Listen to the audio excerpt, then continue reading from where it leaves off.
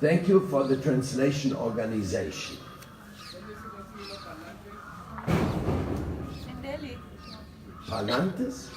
La radio.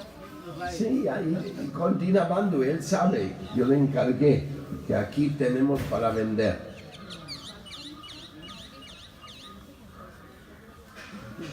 No me mira así, por favor.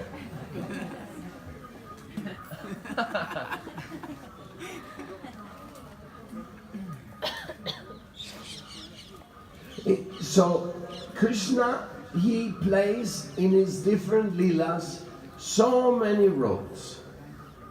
And these roles are all according to the different degrees of love he receives from his devotees.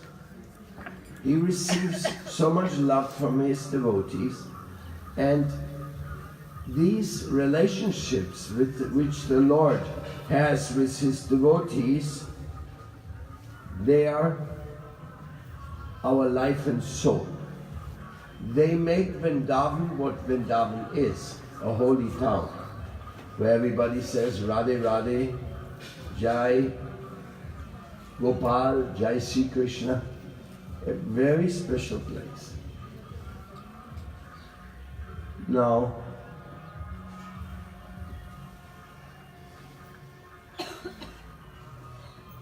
Gurudeva is sick? Huh?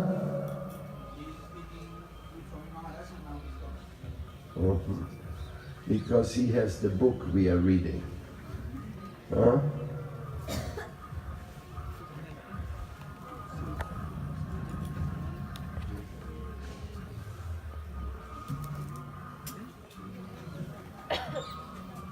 So, when Sri Krishna comes to Vrindavan, actually he is eternally in Vrindavan. The realm of Vrindavan, this whole area of Braj Mandal, one thing is we have to get clear. This is beyond our understanding. This is Achintya. This is the Achintya.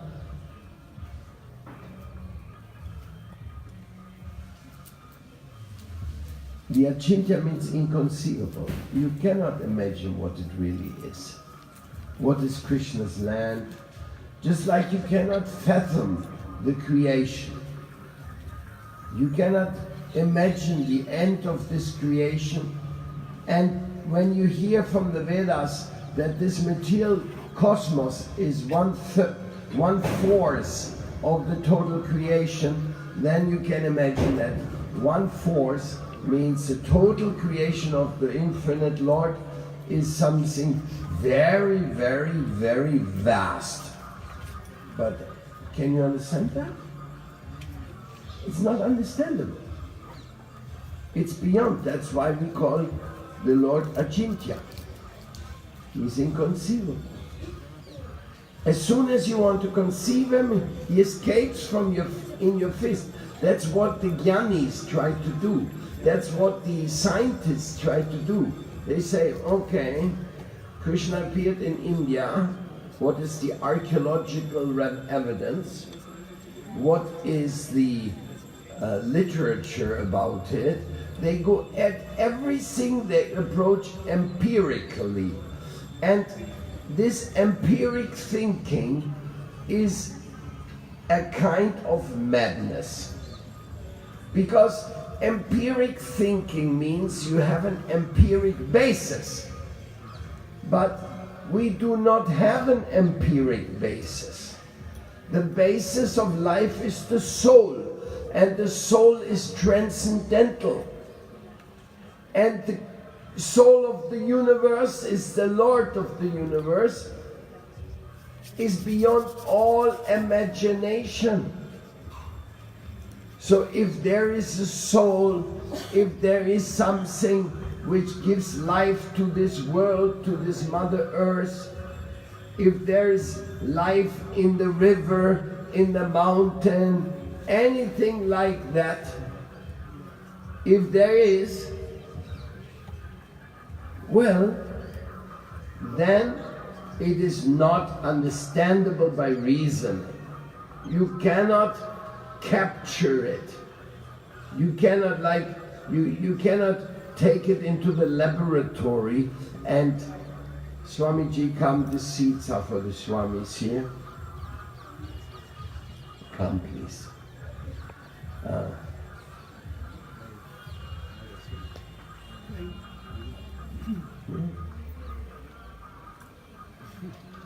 So the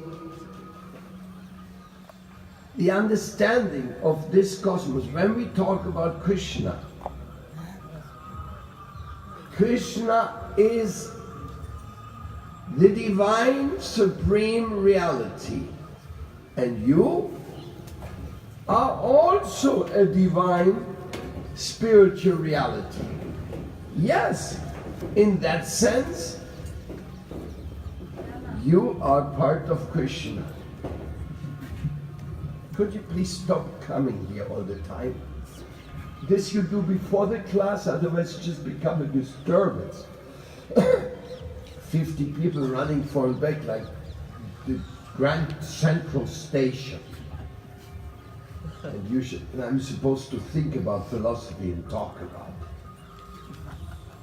it. So, the divine appearance of Krishna in this world is just as amazing as the world itself, is just as amazing as the soul itself, consciousness itself. And who answers the riddle about this? Just like yesterday we had a little discussion on the word of mythology. What is mythology? Is the soul mythology? Is the creation mythology? Is consciousness mythology? Are the Vedas mythology? Well, they are the oldest scriptures in the world. That is recognized. But how old they are? According to the Vedas, they are Paurusheya. They are manifest writings of eternal truth. The eternal truth, sometimes it's written down and sometimes it's spoken. Whether you have the truth about electricity applied in an electric bulb or simply as a theory in a teacher's blackboard or in a lightning when it comes and strikes, it's the same electric power. And that electric power, it does not need any proof from a separate cause. That is simply a fact. It is a fact of our creation that there's electric power. It's a fact of our creation that there's consciousness. It's a fact. The subjective evolution of consciousness, which we are going to publish in German now, because it is a book by Srila B.A. Maharaj, and which Patti just told me they are about finishing to publish this book in German. The subjective evolution of consciousness, that is something. You have a stone, you have an insect, you have an animal, you have a tree, you have a mountain, you have a sphere, a galaxy. Everything is alive. Everything is in movement. And you suspect if something is in movement, that somebody put it into movement. As soon as something rolls towards you, you look, hey, where's it coming from? Who put this into movement? Sometimes you see it, sometimes you don't. Sometimes you know the original impulse, sometimes you don't. And this entire creation, an entire movement, which is so amazing. You know what's the most amazing about it? Free will. individual decision making, reflection, application of whatever you come, what's your conclusion? That is the most amazing. In one sense, everything seems to be controlled, and on the other side, everything seems to be in your hands, or in your mind, in your power of cognition. So, when we talk about Krishna then, and we want to apply this rational, logician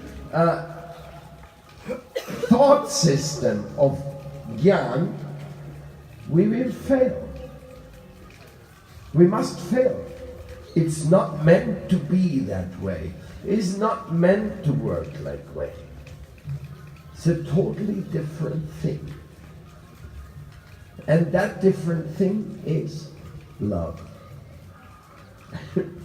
How to explain love? Well, we have a lot of things to do with love in this material world. But all these love experiences end in the grave. Even the best and most sweetest love relationship, mother to a child, all of a sudden the mother dies. Child is without the mother. Or the child dies and the mother is completely blown away. Or the husband dies and the wife thinks, now my meaning of life is gone. I love this man, I served him all my life, he's gone. So all the love experience of this world is not a fulfillment in its plenitude. It's simply an indication. It points into a direction. And that direction is Vrindavan. In Vrindavan, love is full. In Vrindavan, love is complete. In Vrindavan, love is unlimited. And in Vrindavan, God plays like a child. He plays like a friend. He plays like a lover. He plays like a desperate person for Srimati Radharani's company. He plays, but it's not a play, because he feels it. Krishna feels separation. Krishna is in the deepest of his personal participation in the divine Leela. That means Krishna, in order to understand Radharani, becomes Chaitanya Mahaprabhu, and then he comes back into this world to spread Vrindavan consciousness through the intervention of Gupta Vrindavan, Mayapur. And Jagannath Puri, the exhibit of Lord Jagannath and all his devotees wanting to bring him back to Vrindavan. This is the third kingdom. There's three main holy places in India of the Vaishnavas, which is Vrindavan, Mayapur and Puri. And Mahaprabhu was deeply entrenched with the activities. When he comes from Mayapur, he brought Vrindavan into the view of the world, and he spent his last days and his Leela in Puri. So these three places are very, very much connected. And everywhere you go, you find the Gaudiya Vaishnavas chanting and dancing.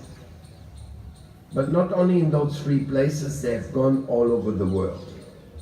So this Vrindavan Dham, which you have come to experience these days, it's not the rickshaw drivers and it's not Loi Bazaar. It's also not the plastic you see flying around. That's not the Vrindavan. It's also not the mistakes which you may see. The Vrindavan is the world of love revealed into this world, which brings us here. That which brings us here is the unlimited love. It's the world of Krishna. It's the world of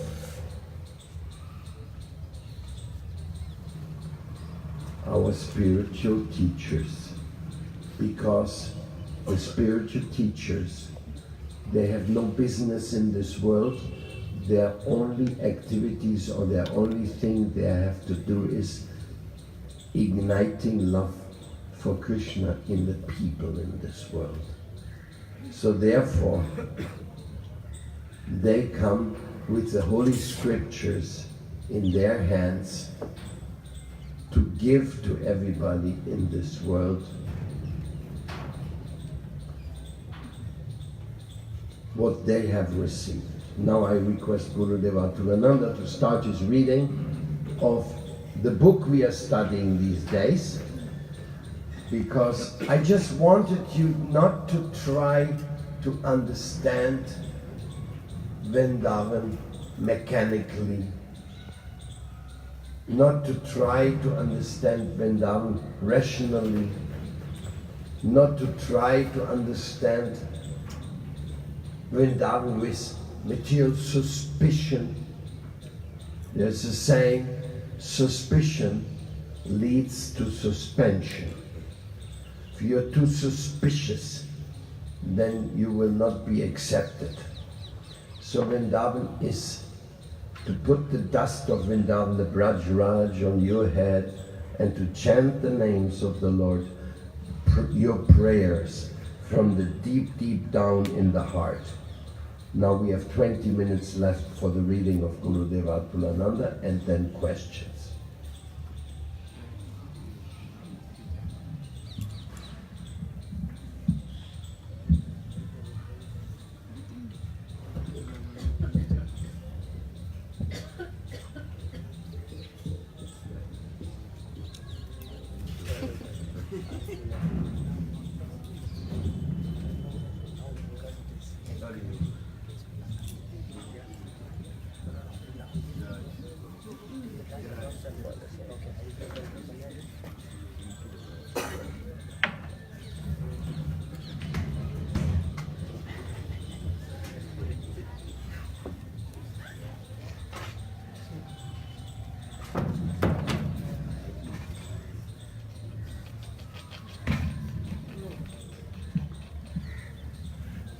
जय Shri B.A महाराज की जय।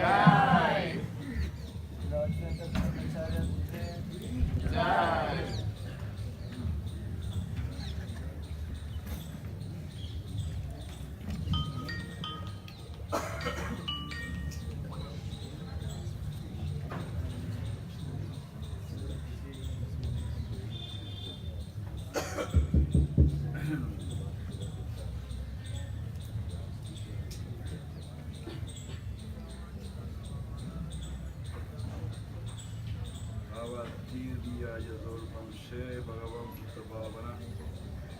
Vrindavan Jani Vishvatma Tanyo Pada.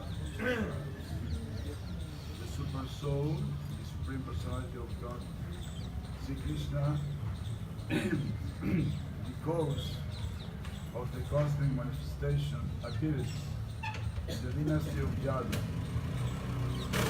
Recently elaborately about his glorious activities and character. From the beginning,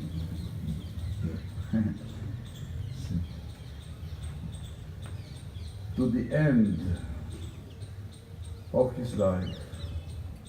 Hari.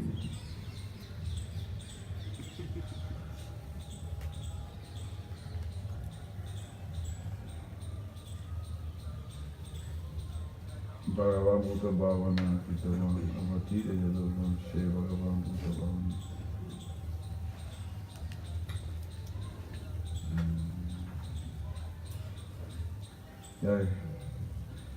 Vishnu Chakravarti Thakur says, Parikshit Maharaj said, Sukadeva, previously you briefly told how Krishna was taken from Kansa's prison to Vraja.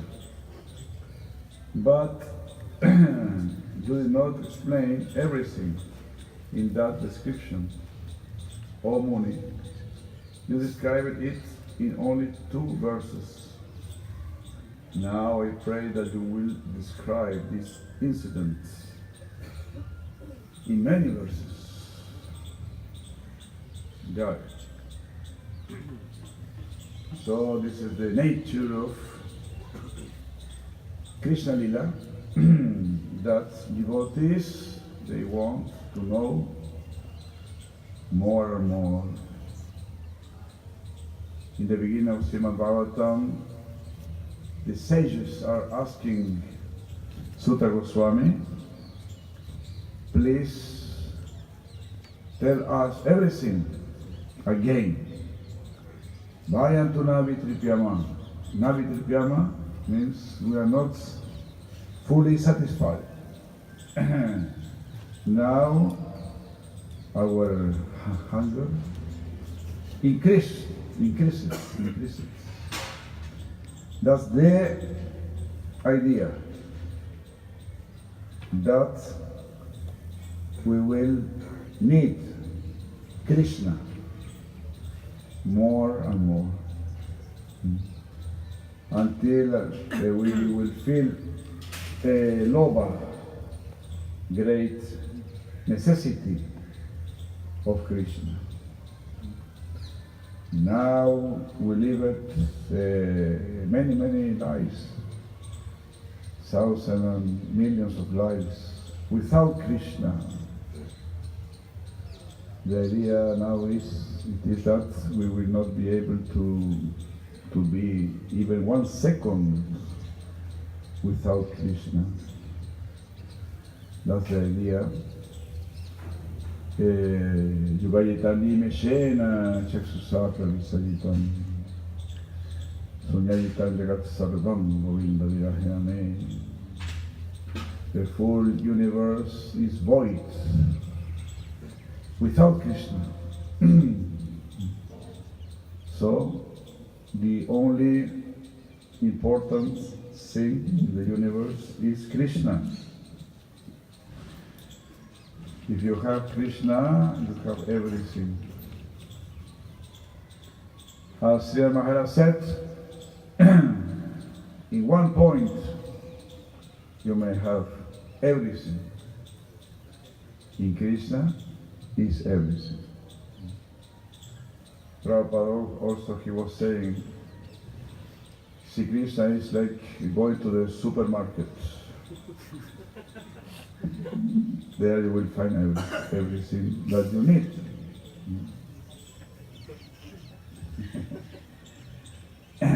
Everybody likes very much to go to the supermarket, to the mall, to the commercial centers. And for that reason also Srila Bhaktivinoda Thakur said, no, Namahata, el mercado, ¿no? El mercado del santo nombre, el mercado del santo nombre.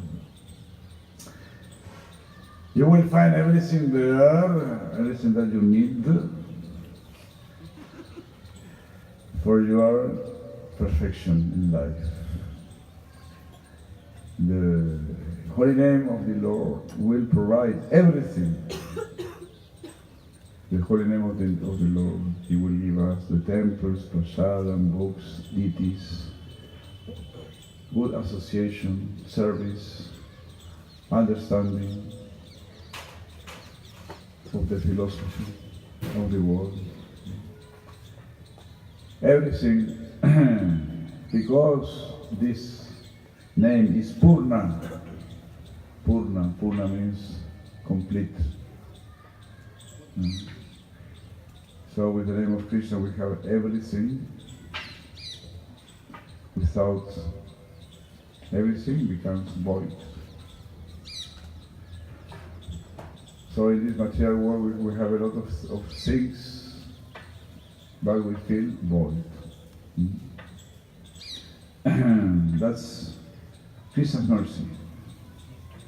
That now only Him is necessary for us.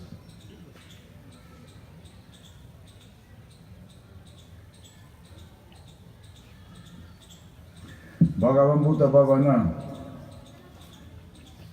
Bhagavan Sri Krishna descends to immerse the jivas or Bhuta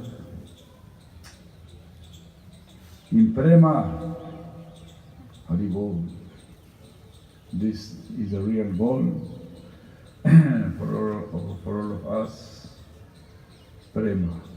Prema Kumar Tomahan. Prema is a real goal. And Krishna himself will help us to reach that goal. Through bhakti, we have the full help of Krishna.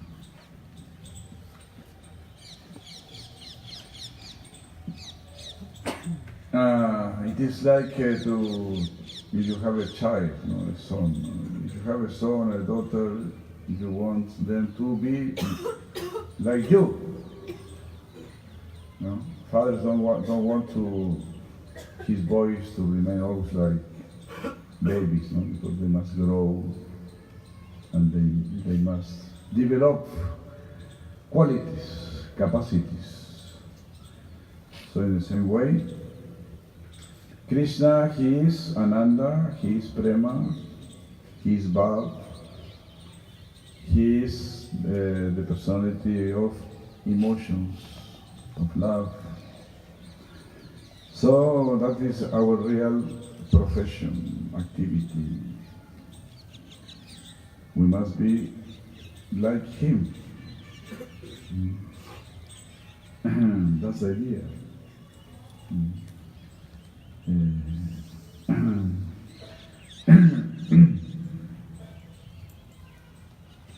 Atma Sama, equal to me, Krishna says. If you begin this path, it is because you want to be like me, joyful, sage, pure, lovely. This means divine. We can be asuric, demoniac, or divine. All these lives we try to be happy without Krishna. That means demoniac.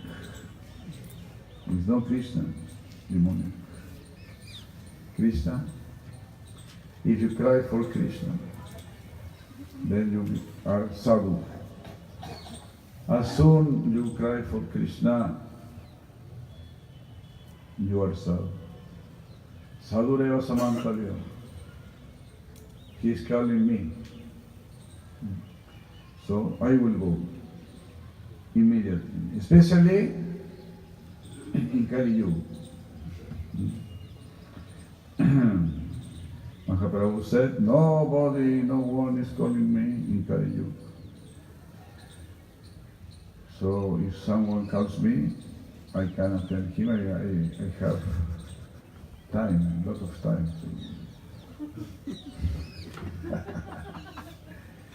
I am a little aburrido. Annoyed? I am bored. Bored. Estoy aburrido. Nobody is calling me.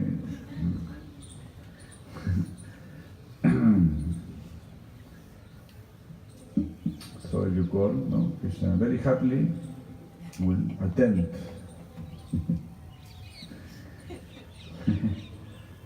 Many verses support this point, such as Srimad Bhagavatam, Bhakya Vikrama Lila Yan Rilokanaya Namayam Ashamurtya Sarva Anga Ramayaya. No, Vishwanath Thakur is saying, quoting Srimad Bhagavatam, by his pleasing smiles, affectionate behavior, instructions, and his uncommon heroic pastimes, like lifting Govardhan hill, Sri Krishna, appearing in his transcendental body, pleased all of human society. That is the desire of Lord Krishna, to please everybody, everyone. No, not only human society, all societies, animal society, tree society, mountain society. Because Sri Krishna, he is Vidadati Kaman. He is always pleasing everybody, every living entity. As Buddha Paramadvaiti was saying, everything is conscious. So Krishna wants to give happiness to every conscious, every conscious entity. That's the meaning of a conscious entity. To be happy. The full creation of Krishna is destined to happiness. Srimad Bhagavatam 3:11 explains how Krishna gave pleasure to human society. Avitripta drisham narinam.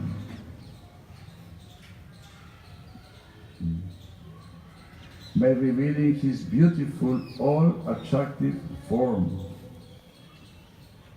Even after tasting Krishna's sweetness, however, the people remained unsatisfied. Everyone developed the desire to constantly taste the sweetness of Krishna. Entonces Krishna es adictivo. Krishna es adictivo. Krishna is adictivo. Addictive. Addictive, you know.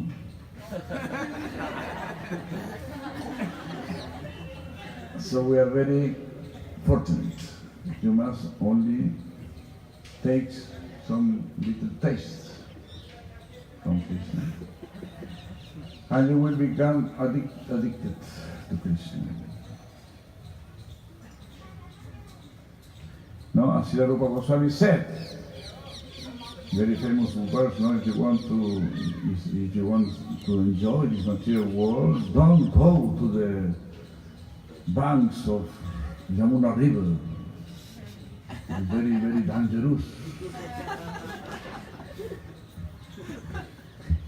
You will find Krishna there, and you will be never more able to enjoy this world. Don't go there, don't meet Krishna. Krishna is against enjoying this world.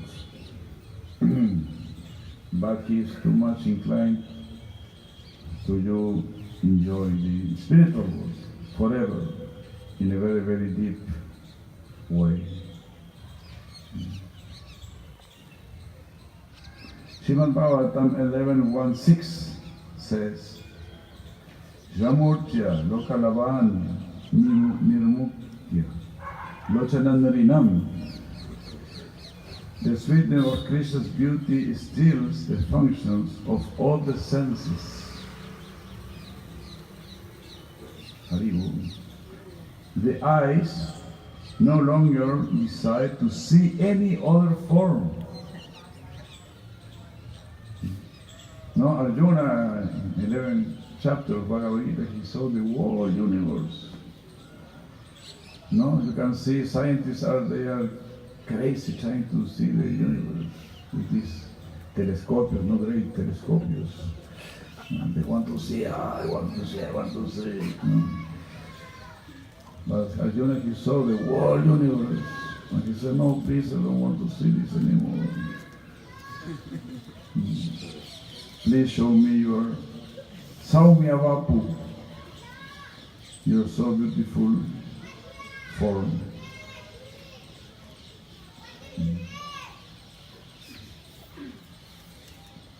Drowning them in the ocean of his beauty, Shyamasundara gives them prema, more and more sweetness, beauty. Not only to see, but feeling and living inside this sweetness. And finally, Srila Chakravarti Thakur explains, Vishva Atma. Krishna is called Vishva Atma. He is the soul of the world universe, or Paramatma, because he is the true object of love rather than the body or other jivas. This is explained in Brahma's prayers in the 14th chapter of the 10th canto, Vada Vishtarat. Means, please explain extensively, Vishtarat, or elaborately, since my intelligence is slow to grasp the subject. Imagine Lord Rama, with his 4 heads and able to create the whole universe. He say, my intelligence is slow to grasp all what you are doing. So this is the supreme science, the supreme knowledge. To know Krishna, by sure, you will acquire the full perfection. Haribol. Thank you very much. Srila Prabhupada ki jai, Vaishnava ki jai, Srila Vishwanath Chakravarti Thakur ki jai, Srimad Bhagavatam ki jai. Gaur Pramanandi, Paramadvaiti ki jai, Sri Vrindavan ki jai.